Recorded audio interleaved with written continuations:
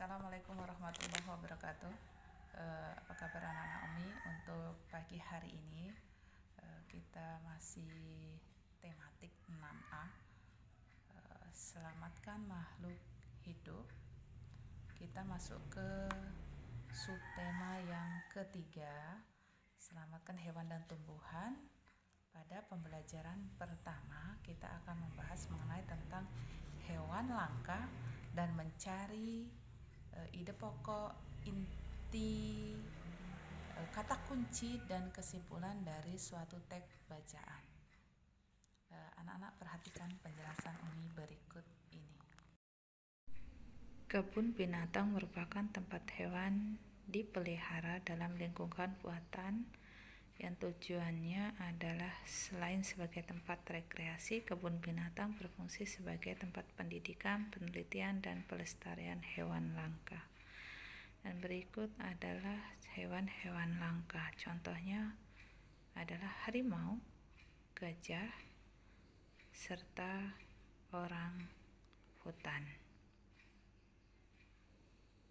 Indonesia memiliki beragam jenis hewan dan tumbuhan.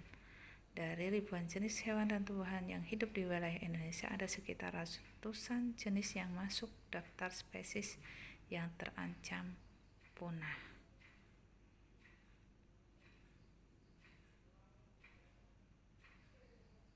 Pelestarian hewan dapat dilakukan dengan dua cara. Yang pertama yaitu pelestarian in situ, yaitu pelestarian yang dilakukan pada habitat asli hewan atau tumbuhan tersebut, contohnya Suaka Marga Satwa, hutan lindung, dan taman nasional. Serta yang kedua pelestarian ex situ, pelestarian yang dilakukan di luar habitat aslinya, contohnya yaitu kebun botani, taman safari, kebun binatang, dan penangkaran.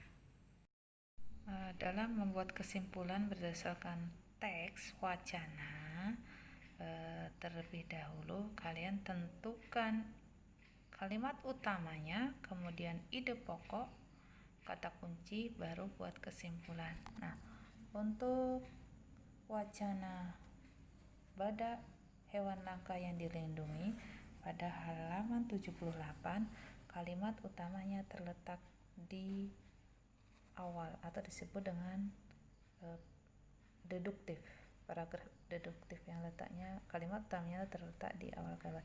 Kemudian setelah ketemu, yang Umi kurung ini namanya kalimat utamanya. Setelah ketemu kalimat utamanya, tentukan ide pokoknya. Badak merupakan salah satu hewan yang saat ini terancam punah karena banyaknya pemburuan liar yang dilakukan oleh manusia. Umi ambil ide pokoknya yaitu badak terancam punah akibat pemburuan liar manusia. Kemudian cari kata kunci kalimat keduanya. Nah, ini kan titiknya. Ini kalimat pertama. Kalimat keduanya, bentuk adaptasi badak dari pemangsa adalah memiliki kulit yang keras seperti baju besi serta culanya yang tajam dan keras. Kata kuncinya yaitu badak memiliki kulit yang keras dan cula yang tajam. Kemudian kalimat berikutnya yang ketiga ini Umi ambil kesimpulan atau kata kuncinya, cula menyerupai tanduk pada hidung atau moncongnya. Kemudian kalimat terakhirnya, cula badak sangat keras, tapi sebenarnya cula itu terbuat dari bahan yang sama dengan rambut. Kata kuncinya yaitu cula terbuat dari bahan yang sama dengan rambut. Dari ide pokok dan kata kunci dapatlah kita buat kesimpulan yaitu badak memiliki kulit yang keras dan cula yang tajam menyerupai tanduk atau moncongnya.